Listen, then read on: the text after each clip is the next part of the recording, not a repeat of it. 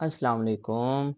आज हम world geography का लेक्चर नंबर 8 करेंगे और इसमें बेसिकली हमने वर्ल्ड वार वन के बारे में बात करनी है। हमने बेसिकली अमेरिकन हिस्ट्री स्टार्ट की हुई है और अमेरिकन हिस्ट्री में अमेरिका का पूरी दुनिया में जो कंट्रीब्यूशन है, मेन इवेंट अमेरिका से जो रिलेटेड है, बेसिकली हम उन सब पे बात कर रहे हैं। तो हमने प्रीवियस लेक्चर में बेसिकली अमेरिकन सिविल वार पे बात की थी, अमेरिकन कॉन्स्टिट्यूशन हमने देखा था। इसके अलावा अमेरिका से स्लेवरी का खात्मा किस तरह होता है और अमेरिका की जो एक्सपेंशन है 13 स्टेट से 50 स्टेट तक, ये बेसिकली हमने अपने प्रीवियस लेक्चर में देखा था। तो आज जो है बेसिकली हमने वर्ल्ड वार वन जो है बेसिकली उसके बारे में पढ़ना है कि वर्ल्ड वार वन किस तरह स्टार्ट होती है और अमेरिका का इसमें क्या कंट्रीब्यूशन है, किस तरह वर्ल्ड वार वन जो है बेसिकली पहले जर्मनी जीत रहा था, ओटोमन अंपायर जीत रही थी, लेकिन जैसे ही अमेरिका फोर्सेस अमेरिका की एंट्री होती है 1917 में, तो किस तरह वर्ल्ड वार वन जो है बेसिकली अमेरिकन की वजह से यूके वाले और फ्रांस वाले जीत जाते हैं। तो ये सारी डिटेल से हमने आज बात करनी है। इसके अलावा और भी काफ़ी ज़्यादा इवेंट इसमें आ जाएंगे जो कि पीपीएससी और कमीशन के लिहाज से काफ़ी इंपॉर्टेंट है, तो हम इन सब को देखेंगे। वर्ल्ड वार वन जो है ना बेसिकली, तो वर्ल्ड वार की हिस्ट्री जो है ना उसका खुलासा जो है ना बेसिकली सिंपल मैं आपको थोड़ा सा बता देता हूँ और बाद में हम इससे जो बेसिकली कमीशन जो सवाल कर रहा होता है ना, तो उनके बारे में हम बहस कर लेंगे। असल में वर्ल्ड वार वन से पहले जो एक दो इंसिडेंट हो चुका था जो कि बेसिकली मेन किरदार अदा करता है इसमें, उसमें है बेसिकली बल्कान वार जो है ना बेसिकली 1913 1912 और 13 के पीरियड में बेसिकली ये बल्कान वार हुई है। ये देखें, ये ना बेसिकली हमारे पास बल्कान एरिया है। ये मैं आपको दिखा देता हूँ। ये देखें, ये हमारे पास इटली है और ये सारा जो इलाका ना बेसिकली इनको बल्कान एरिया कहते हैं। ये ना बेसिकली सल्तनत उस्मानिया के कब्जे में था। ये इसको मैप के जरिए भी मैं आपको दिखा देता हूँ थोड़ा सा ना। ये मैं इसको थोड़ा सा जूम कर रहा हूँ। तो ये देखें, ये जो है ना बेसिकली ये सारा इलाका जो था ना बेसिकली, ये जो बल्कान कंट्रीज इनको कहते हैं। ये सारी जो कंट्रीज हैं इधर से, ये सारी ये मैप में आपको ज़्यादा क्लियर नज़र आ जाएंगी। ये इटली है और ये देखें, ये सारा इधर तुर्की है हमारे पास, और ये सारा जो है ना बेसिकली ये इधर ब्लैक सी है। और ये देखें, ये सारी जो कंट्रीज है ना, ये ग्रीस है। ये सारा जो कंट्रीज है ना, इनको बेसिकली बल्कान कंट्रीज कहते हैं। तो ये साथ ही तुर्की है और तुर्की में आपको पता है सल्तनत उस्मानिया है। तो ये जो सारे इलाके थे ना बेसिकली इन पे सल्तनत उस्मानिया का कब्जा था। तो होता ये है कि यहाँ से ना चार रियासतें बेसिकली ग्रीस है, अल्बानिया है, नॉर्थ मैसेडोनिया है। तो और ये जो बल्गेरिया वगैरह, यहाँ से ना चार रियासतें बेसिकली तुर्की के खिलाफ बगावत कर देंगी और आज़ादी का ऐलान कर देंगी 1912 में।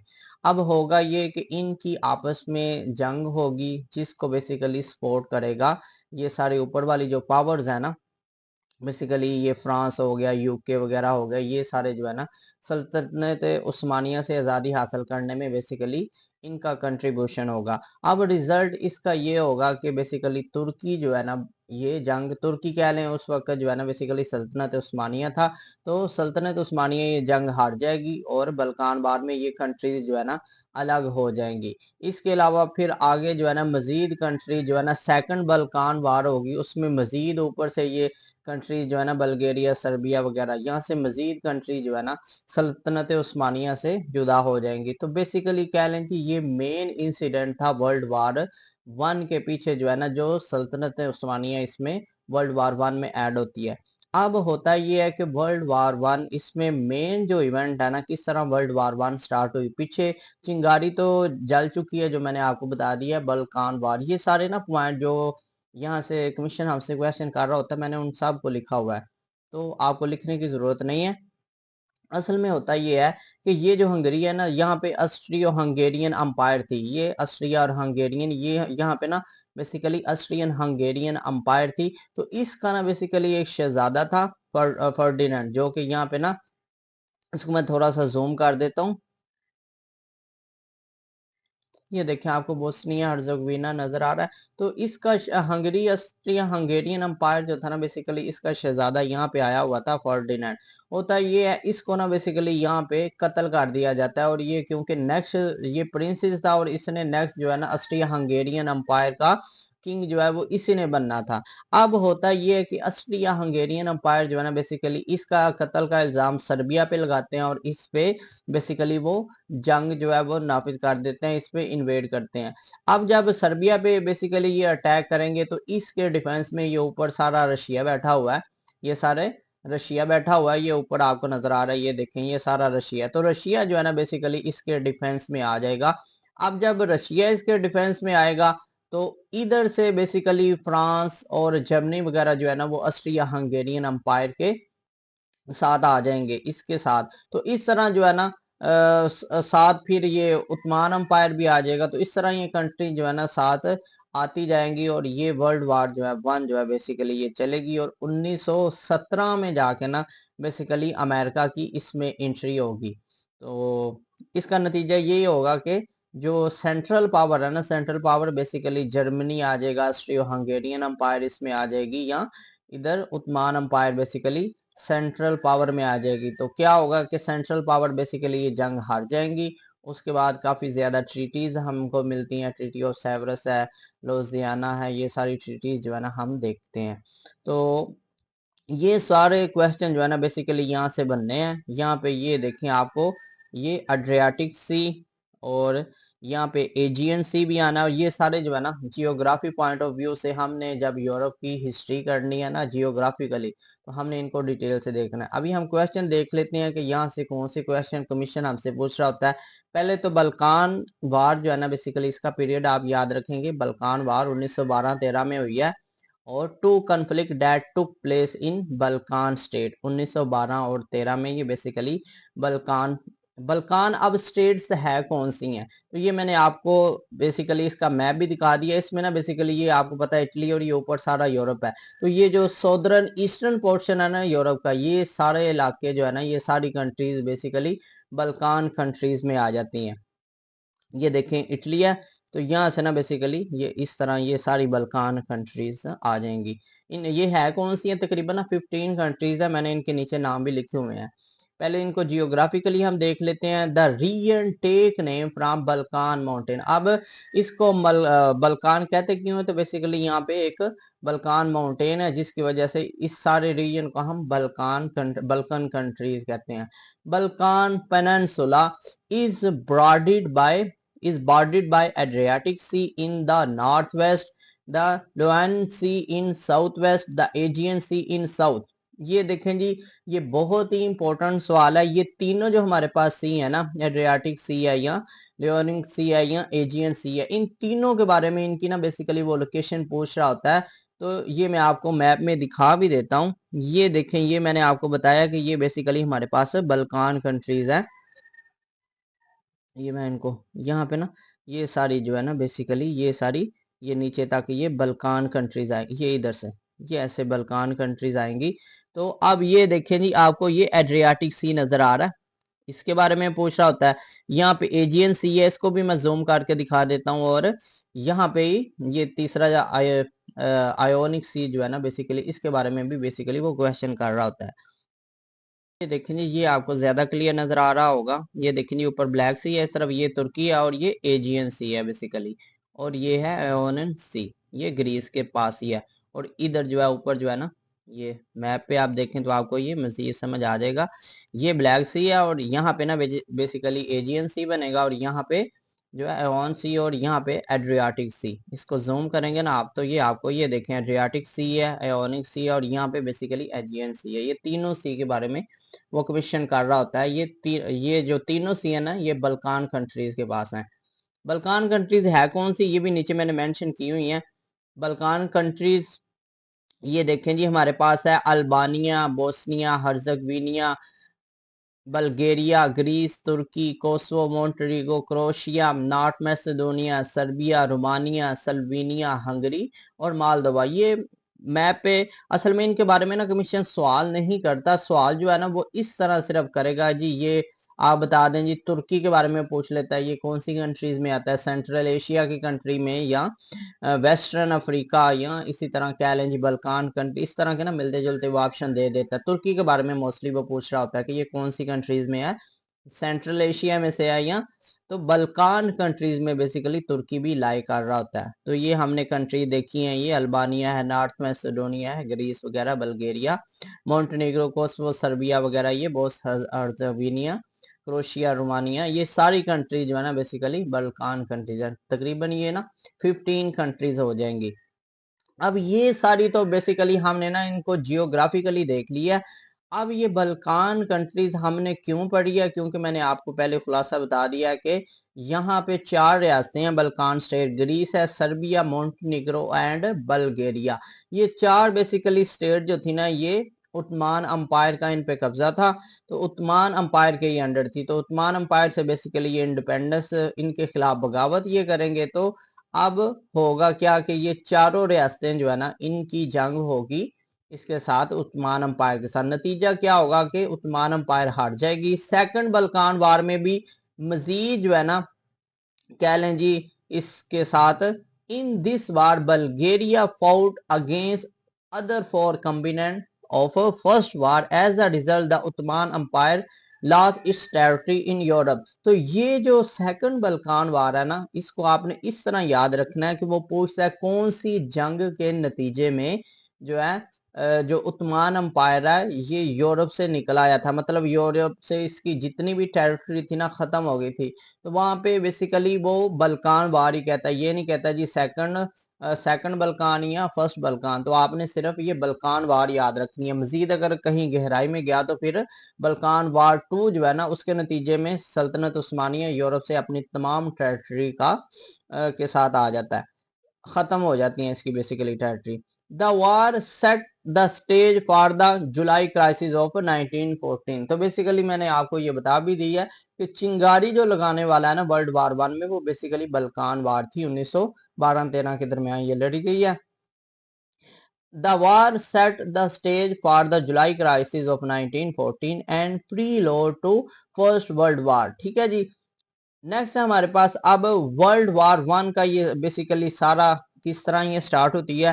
तो ये सारे नाम है, यहाँ पे आपने याद रखना है कि बोस्नियन सर्ब, नेम क्या था उसका, गैब्रिलो। इस बंदे ने ना असैसिनेट किया था आर्चडुक फर्डिनेंड, ये बेसिकली शहजादा था ऑस्ट्रिया हंगेरियन अंपायर का। तो इसको कौन, ये सर्ब, बोस्नियन सर्ब था, क्या नाम था इसका, ये बंदे का नाम भी एक दफा इसने ना कमीशन ने पूछा हुआ है। तो गैब्रिलो इसका नाम है, इसका नाम जरूर याद रखिएगा। इसको ये कत्ल कर देगा। तो क्या होगा, Austria Hungarian umpire held Serbia responsible and declare war on 28 जुलाई 1914। तो ये डेट जो है ना आपने, जुलाई असल में वो पूछ रहा होता है। और ये आप सबको पता है, पुरानी बात हो चुकी है जी। वर्ल्ड वार 1 1914 में स्टार्ट होती है और 1918 में खत्म हो जाती है, ये पुरानी बात है। वो अब महीने जो है ना बेसिकली वो महीनों तक पूछता है, और कई जो ज्यादा इंपॉर्टेंट हो उनकी फिर वो डेट भी पूछ लेता है। तो आपने इसका मंथ जरूर याद रखना है, जुलाई 1914। After Russia mobilized in Serbian defense, Germany declared war on Russia and France, who had alliance। ये बेसिकली मैं आपको ऑलरेडी बता चुका हूँ कि जब रशिया इसके डिफेंस में आया ना सर्बिया के, तो उधर से जर्मन ने भी इन पे, रशिया और फ्रांस दोनों पे अटैक कर दिया, क्योंकि इनकी आपस में बेसिकली एग्रीमेंट था कि एक पे अगर मुझ पे हमला होगा तो आप डिफेंस के लिए साथ आएंगे। तो UK enter after Germany invaded Belgium whose neutrality granted and Osman empire gain join the central power in November. अब देखें ये जो यूके है ना, इसका बेसिकली वो इस एंगल से क्वेश्चन कर रहा होता है, जिस तरह वर्ल्ड वार 2 में हम देखते हैं कि यूएस की जो वर्ल्ड वार 2 में एंट्री हुई थी, जब जापान ने पर्ल हार्बर पे 1941 में अटैक किया था ना, तो उसके बाद यूएस ऑफिशियली वर्ल्ड वार 2 में एंटर हुआ था। तो इस तरह यूके के बारे में भी वो फर्स्ट वर्ल्ड वार में क्वेश्चन कर रहा होता है कि यूके जो है वो फर्स्ट वार में किस वजह से एंटर हुआ था। तो ये है जर्मनी। जर्मनी ने बेसिकली, जर्मनी के साथ ही बिल्कुल जो है ना ये बेल्जियम है, इसकी आप लोकेशन भी देखें ना, अगर ये देखें ये जर्मनी है और साथ ही बेल्जियम है।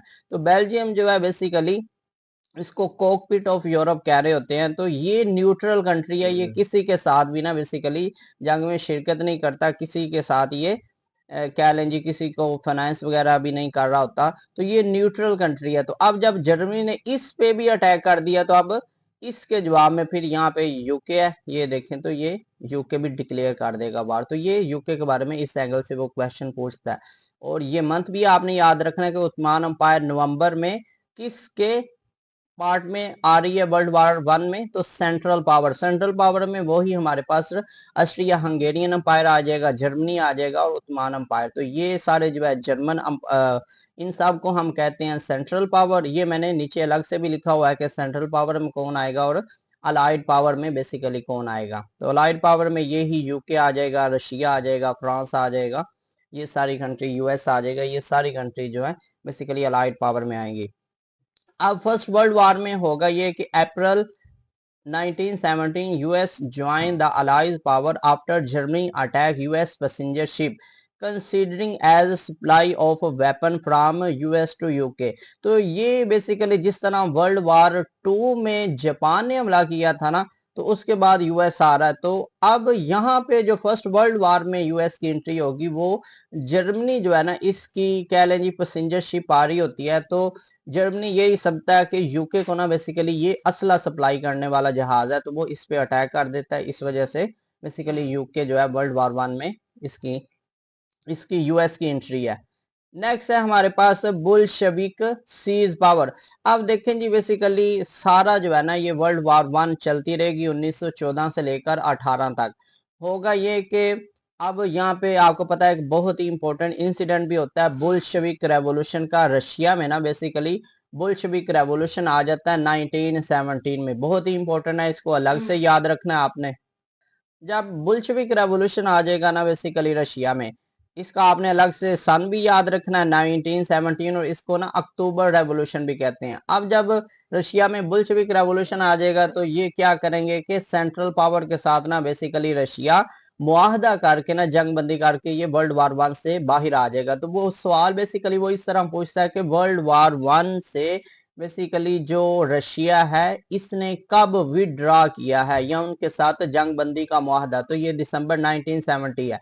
हम अगर जंग देखते हैं ना वर्ल्ड वार वन, तो 1918 में वो खत्म हो रही है, लेकिन जो है रशिया पहले ही इनके साथ मुआहदा करके ये जंग से बाहर आ जाता है। अब हमारे पास जो वर्ल्ड वार है ना, इसमें एक जो इंसिडेंट है ना जो मेजर कह लें जिसने ये फैसला कर दिया था कि वर्ल्ड वार वन जो है बेसिकली सेंट्रल पावर हार रहे हैं और अलाइड पावर जीत रहे हैं। तो ये यहाँ पे ना एक इवेंट है, इसके बारे में कमीशन पूछ रहा होता है, उसके बारे में हम कर लेते हैं। देखिए जी जर्मनी जो है ना बेसिकली इसने स्प्रिंग ऑफेंसिव लॉन्च किया है। इसकी आपने डेट याद रखनी है, मार्च 1918 1918 में ये कह लें जी इसने सबसे बड़ा अटैक किया है। क्यों किया है, इसकी बेसिकली वजह यही थी कि यूएस जो है ना अप्रैल 1917 में एंटर हो चुका था वर्ल्ड वार वन में, और यूएस की उस वक्त पोजीशन जो थी ना कह ले मिलिट्री लिहाज से भी काफी ज्यादा ये स्ट्रॉन्ग था।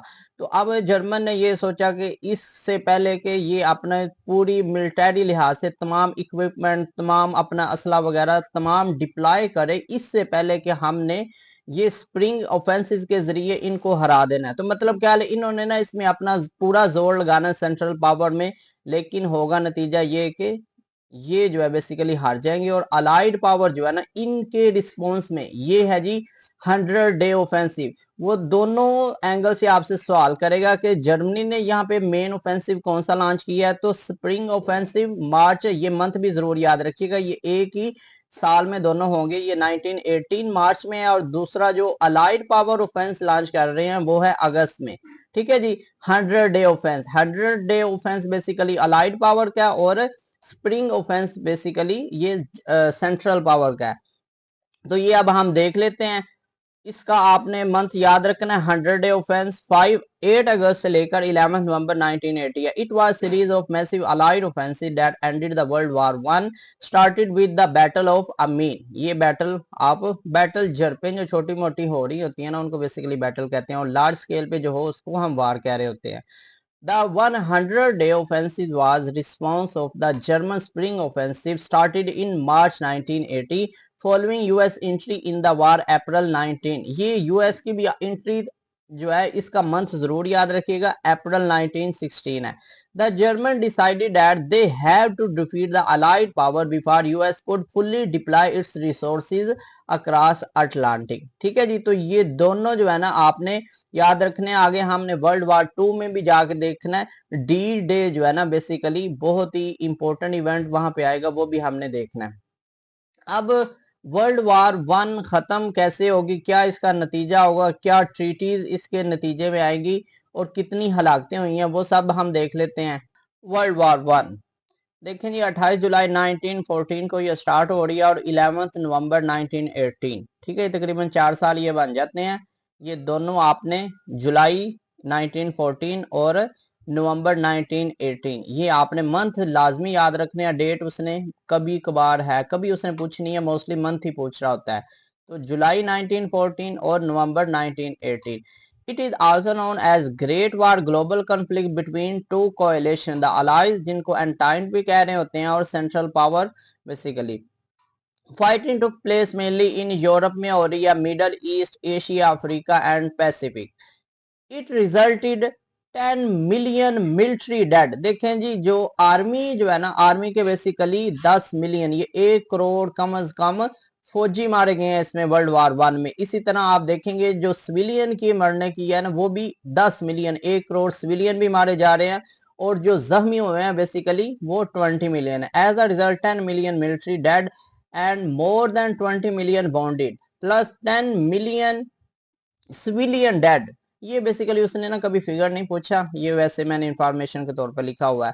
अब यहाँ पे ना एक ये इवेंट है, इसके बारे में अगले दिन सवाल आया हुआ था, स्पेनिश फ्लू। इसके बारे में काफी ज्यादा जो है ना, ये यहाँ पे मैंने इसका वेरिएंट लिखा हुआ है, इसके बारे में बेसिकली सवाल आया हुआ था।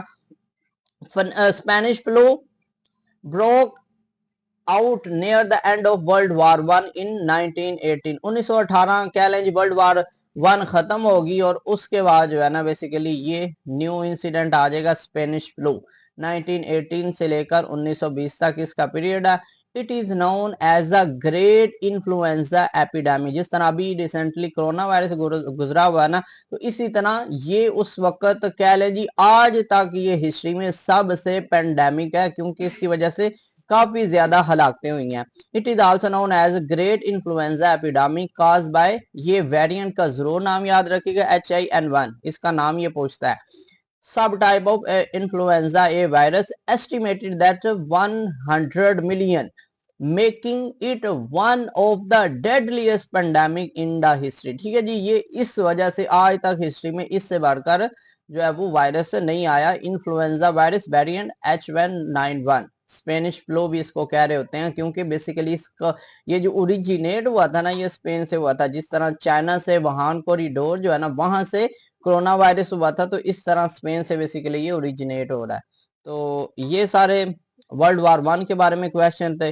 नेक्स्ट जो है ना, नेक्स्ट अपने लेक्चर में हम बेसिकली देखेंगे जो इम्पोर्टेंट वर्ल्ड वार 1 के बाद ट्रीटीज होगी, और उसके बाद आपको पता है लीग ऑफ नेशन की फॉर्मेशन होगी, और फिर और भी काफी ज्यादा इवेंट है। और उन इवेंट में बेसिकली जो हमने चीज देखनी है ना, वो हमने यूके का किरदार देखना है, यूएस का बेसिकली हम यूएस की हिस्ट्री को लेके चल रहे हैं, तो यूएस का कंट्रीब्यूशन जो है ना वो हमने देखना है।